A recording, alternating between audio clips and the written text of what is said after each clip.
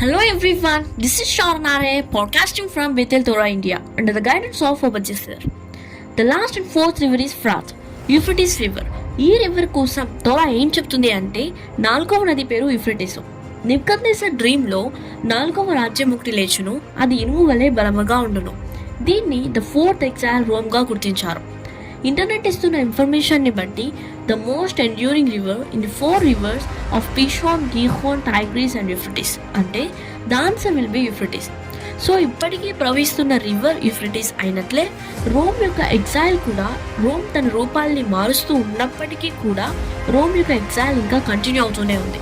I want to conclude by saying ఈ 4 rivers కూడా ఏదెన్ నుండే ప్రవహిస్తున్నాయి. అలాగే ఈ 4 ఎగ్జైల్స్ అషెం ద్వారానే జరుగుతున్నాయి.